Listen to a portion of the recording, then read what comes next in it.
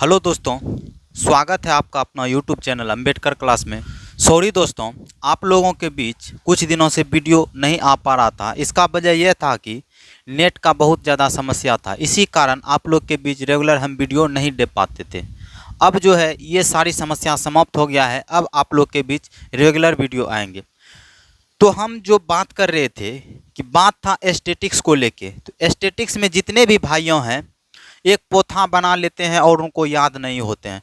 तो आज से हमने पिछले क्लास से बता दिए हैं कि जितना भी एस्थेटिक्स का पार्ट होगा सभी को एकदम ट्रिक के माध्यम से एकदम ख़त्म कर देंगे।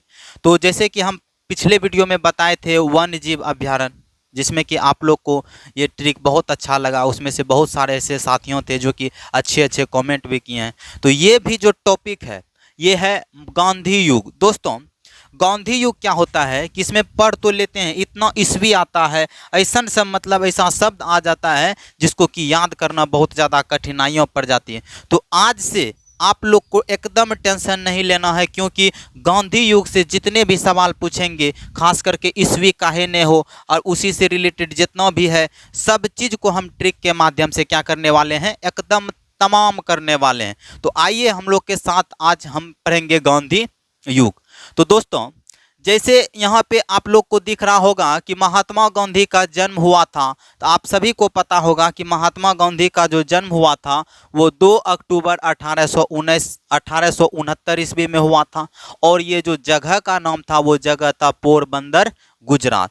तो यहाँ किसी भी साथियों को दिक्कत नहीं होगा, क्योंकि हर एक बच्चा जानता है कि महात्मा गांधी का जो जन्म हुआ है 2 अक्टूबर 1869 पोरबंदर, गुजरात में हुआ। तो यहाँ ट्रिक की कोई आवश्यकता नहीं है। जहाँ पे ट्रिक की आवश्यकता है, इसके अलावा जितना भी है इसमें सभी में ट्रिक का आवश्यकता है। और ऐसा ट्रिक देंगे कि आज के बाद से अगर गांधी युग से कोई भी क्वेश्चन आ जाएगा एकदम देखने के साथ क्या हो जाएगा, कंप्लीट हो जाएगा। तो चलिए उसके बाद हम यहाँ से स्टार्ट करते हैं। क्या है कि कहेगा कि महात्मा गांधी का जो नाम, महात्मा गांधी की माता का जो नाम है क्या है। तो महात्मा गांधी की माता का नाम क्या है दोस्तों, वो पुतली बाई है।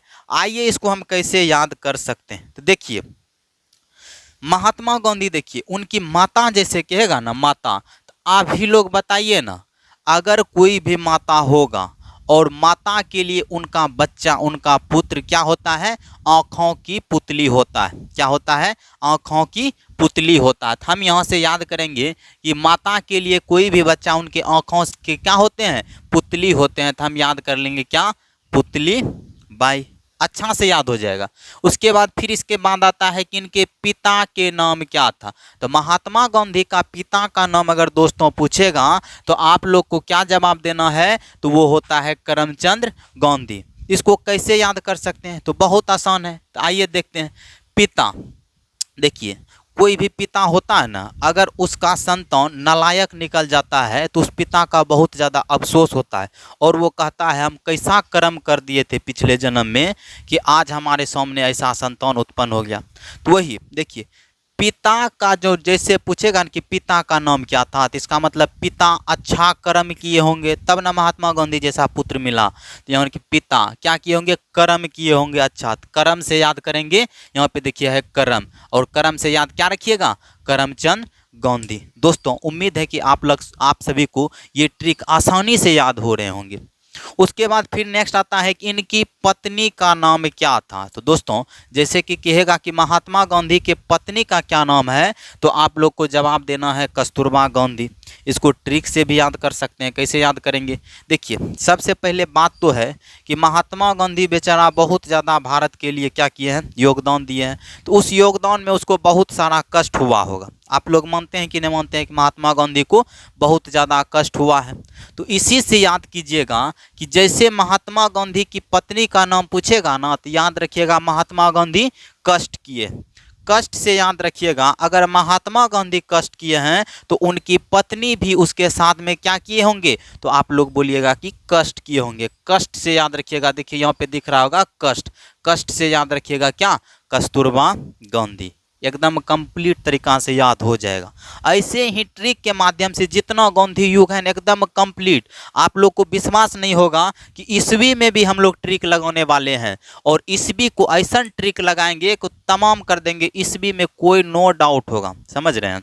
अब फिर नेक्स्ट देखिए, कहेगा कि गांधी के कितने पुत्र थे। दोस्तों जैसे कहेगा कि गांधी के पुत्र, तो इसमें क्या करेंगे, तो देखिए पुत्र कैसे लिखते हैं, प से होता है पुत्र, पशु का त्रो, ऐसे न होता है। तो आप देखिए ना, प को हम किस प्रकार से लिख सकते हैं, प कितना लग रहा है, प देखिए 4 के जैसा लग रहा है। तो यहीं से हम कह देंगे, जैसे कहेगा पुत्र, तो पुत्र का पहला लेटर प किसके जैसा लगता है, तो बोलेंगे 4 की तरह लगता है। तो पुत्र भी कितना होगा, 4 पुत्र होगा। तो पूछेगा महात्मा गांधी का कितना पुत्र, आप लोग का जवाब क्या आ जाएगा, 4 पुत्र। अब फिर उसके बाद देखें कि गांधी जी जो है ना, गांधी जी किसी मुकदमे के सिलसिले में कहाँ गए थे, वो गए थे दक्षिण अफ्रीका गए थे। कहेगा कि गांधी जी एक मुकदमे की पैरवी के लिए दक्षिण अफ्रीका गए थे। दोस्तों यहाँ पे नंबरिंग में थोड़ा सा दिक्कत हो गया है, नंबरिंग ये नहीं होना चाहिए, एक ही क्वेश्चन है। कहेगा कि गांधी एक मुकदमे की पैरवी के लिए कहाँ गए थे, दक्षिण अफ्रीका गए थे। लेकिन क्वेश्चन यहाँ से नहीं पूछता है, ऐसे पूछेगा कि महात्मा गांधी दक्षिण अफ्रीका कब गए थे। आप लोग को क्वेश्चन में कैसे आएगा कि महात्मा गांधी दक्षिण अफ्रीका कब गए थे, तो ये कब गए थे, 1893 ईस्वी में गए थे। लेकिन क्या एक बार पढ़ लेने के बाद कुछ दिन होते होते क्या 1893 आप लोग को याद रहेगा, तो इतना जब ईस्वी याद करेंगे तो ये धीरे धीरे पीछे का सब ईस्वी साफ होते जाता है। तो इसमें कैसे हम ट्रिक लगाएंगे, बहुत आसान है। देखिए कहीं भी आप लोग पढ़ने के लिए जाते हैं या कोई भी काम करने के लिए क्यों ना जाते, अगर घर से बाहर जाते हैं तो आप क्या करते हैं, कोई भी मतलब आपके गांव का होगा या अड़ोस पड़ोस का होगा, तो आपको देख के क्या करते हैं, ऐसे कुछ करने के लिए जाइएगा ना, कहते हैं कि गए हैं देखते हैं क्या कर लेता है, बड़का तीर मार लेगा, यही नहीं कहेगा। तो यहाँ वही बात हुआ, महात्मा गांधी जब दक्षिण अफ्रीका गए थे तो इसका भी कुछ दुश्मन होगा, वो बोला कि जाके देखते हैं, पैरवी के लिए गए, लगता है जाके बड़का तीर मार लेंगे, यही ना बोलते हैं। तो तीर मार लेंगे, तीर मार लेंगे, तीर मार लेंगे। तो देखिए यहाँ से तीर मार लेना वो शब्द है। उसके बाद देखो 93, 93, देखिए तीर मार लेंगे 93, क्या मिलता जुलता लग रहा है, यहाँ से याद है तीर मार लेंगे 93, 93 क्या याद होगा। जैसे कहेगा कि महात्मा गांधी दक्षिण अफ्रीका कब गए थे, तो आप लोग को बोलना है कि वो तीर मारने के लिए गए थे, क्या याद होगा 93।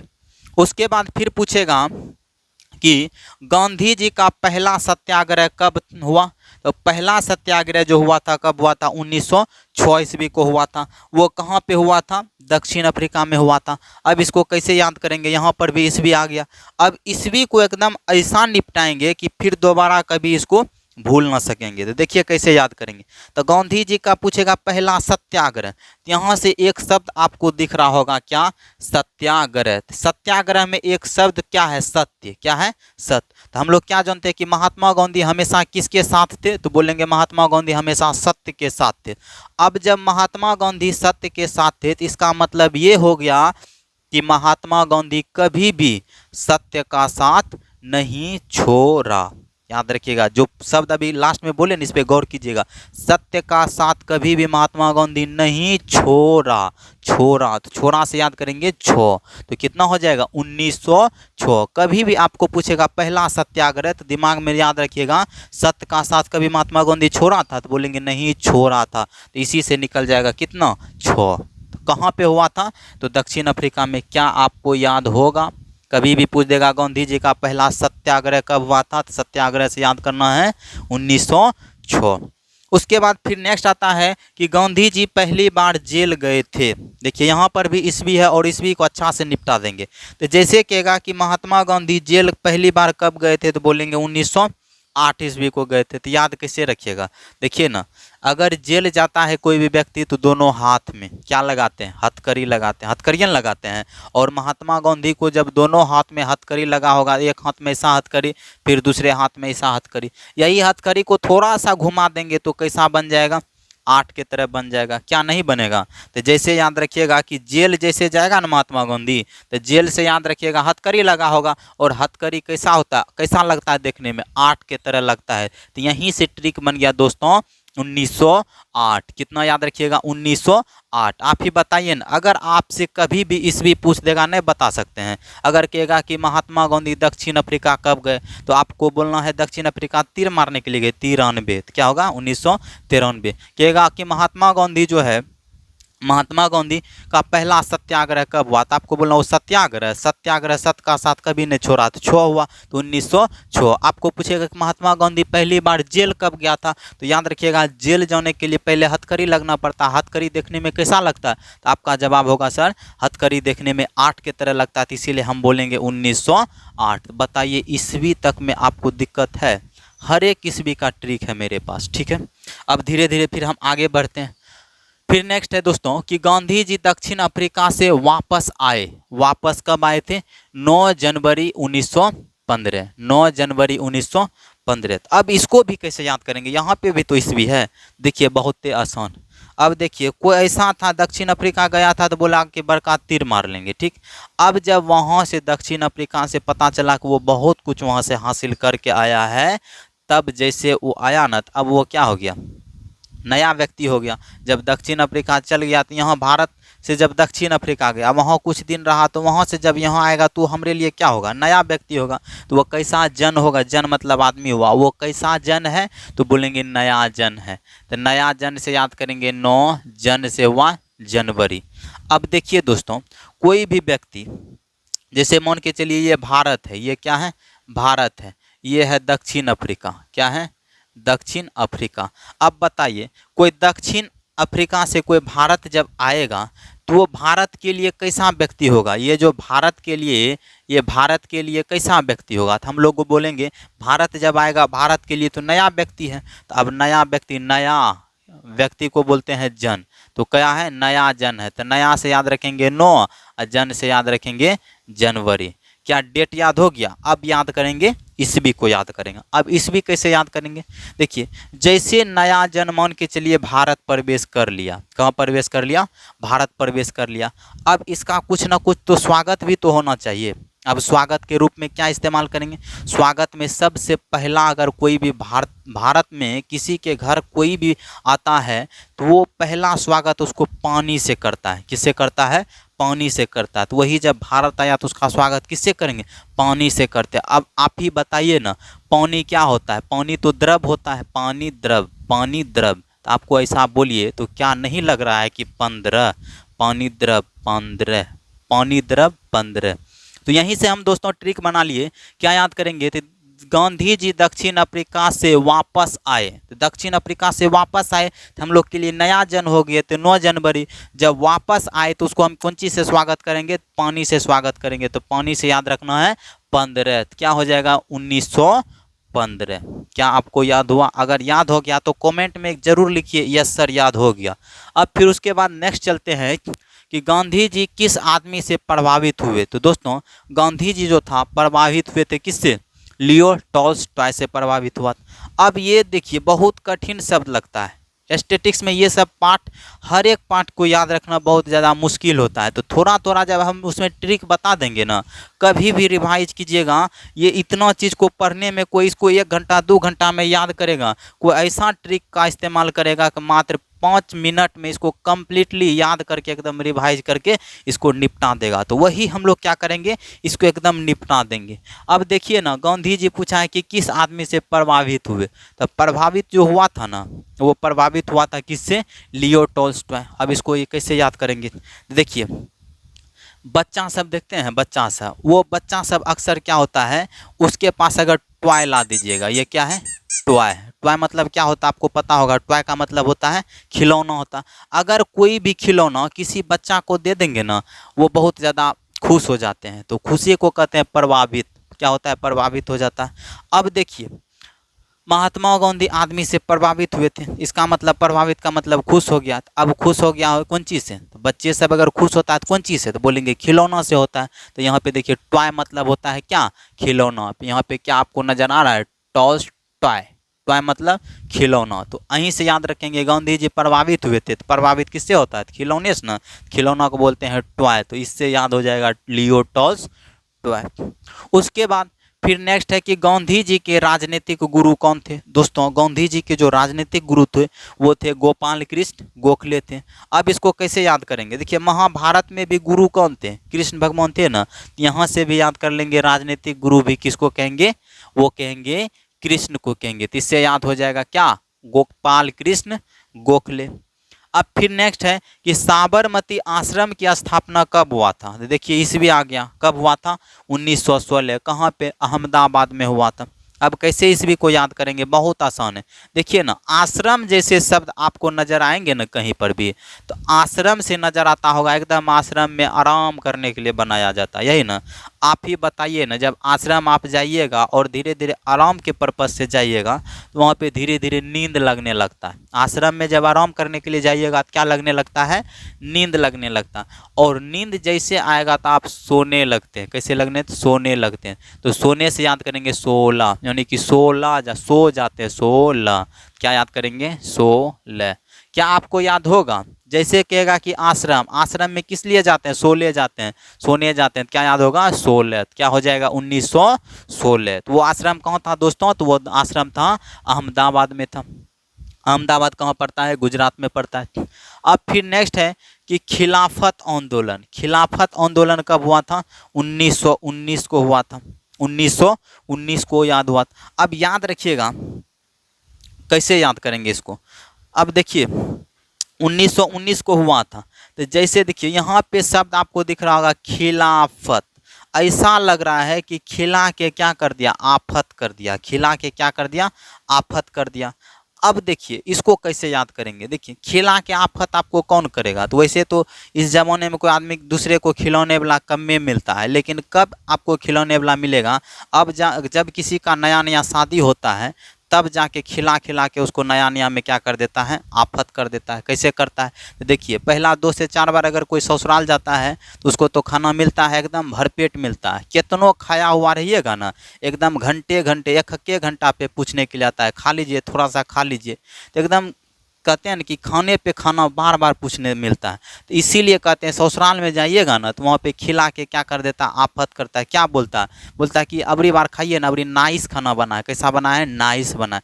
तो नाइस से याद रखेंगे 19, क्या याद रखेंगे, 19। तो कैसे बोलेगा पता चल गया ना।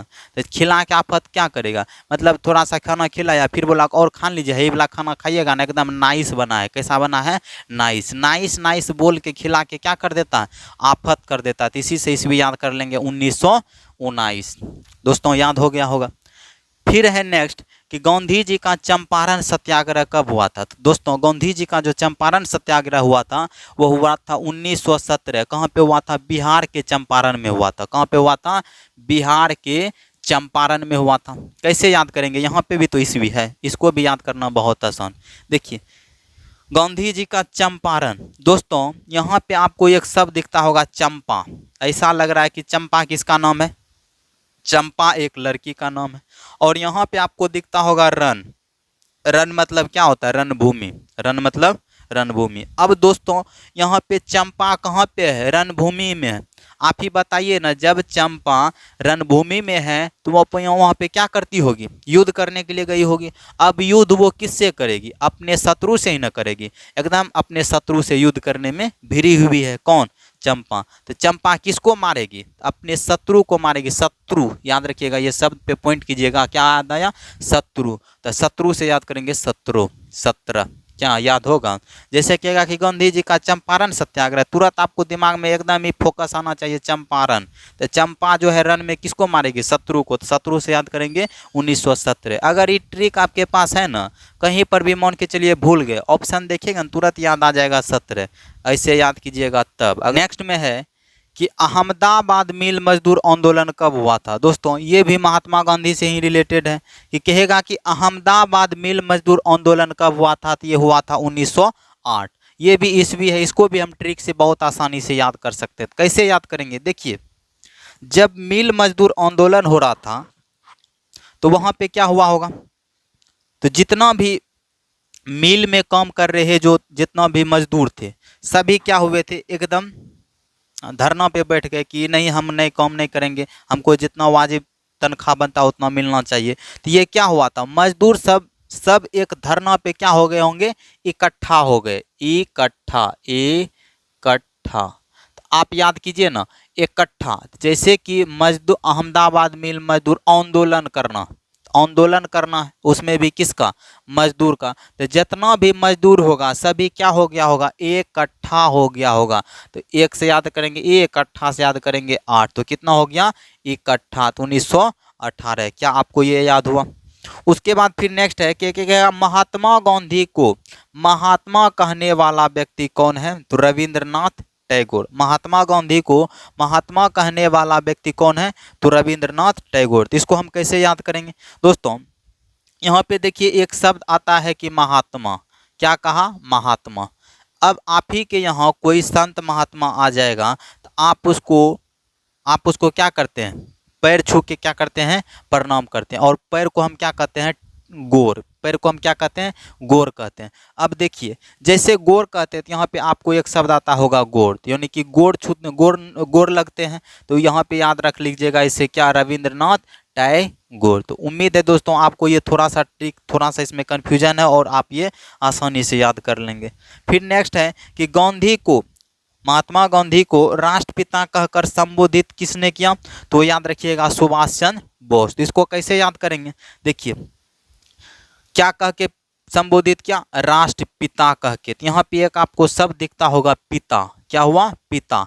अब कोई भी पिता वो अपने बच्चे के लिए क्या होता है, उसका एक शुभ आस बना, शुभ मतलब होता है अच्छा, आस मतलब आशा रहता है कि मेरा बच्चा कुछ करे। ये शुभ आशा रहता है किसके प्रति, बच्चे के प्रति। किसको, पिता को। यहाँ पे एक शब्द दिखता होगा पिता, और पिता को क्या होता है, बच्चे के प्रति शुभ आस होता है। तो यहाँ से याद कर लेंगे सुभाष। इससे याद हो जाएगा क्या, सुभाष चंद्र बोस। फिर उसके बाद नेक्स्ट है कि बापू कहकर पुकारा, यानी कि महात्मा गांधी को जो है ना बापू कहकर किसने पुकारा? तो आपको याद रखना है बापू कहकर जो पुकारा था वो कौन पुकारा था? तो वो राजकुमार शुक्ल पुकारा था। दोस्तों इसमें कोई ट्रिक नहीं बना, बस इसको याद कर लीजिएगा कि बापू कहकर महात्मा गांधी को कौन पुकारा था। आप लोग का जवाब आना चाहिए क्या, बापू कहकर पुकारा है कौन, राजकुमार शुक्ल ने पुकारा था। दोस्तों ये महात्मा गांधी का ये पहला टॉपिक है। अब क्या करेंगे, इसका पार्ट 2 भी आने वाला है। पार्ट 2 आने के बाद उसमें कंप्लीट तरीका से गांधी युग को एकदम ख़त्म कर देंगे, और यहाँ से आपका जो ये टॉपिक है कंप्लीट ख़त्म हो जाएगा। इस युग से बिहार पुलिस में कोई भी क्वेश्चन पूछेगा तो गांधी युग से एक भी नहीं छूटेगा। एकदम आप इसको कॉपी बना के अरेंज कर लीजिएगा। जितना भी स्टैटिक्स का टॉपिक हम बताएंगे कंप्लीट टॉपिक को हम एकदम याद करा देंगे, तो आप लोग को आसानी से इसको लिख के याद कर लेना। दोस्तों आप लोग को अगर ये वीडियो अच्छा लगता है तो प्लीज़ एक बार चैनल को सब्सक्राइब कर लीजिएगा, और कमेंट में ज़रूर बताइएगा कि आप लोग को ये वीडियो कैसा लग रहा है। फिर मिलते हैं नेक्स्ट वीडियो में, तब तक के लिए जय हिंद दोस्तों।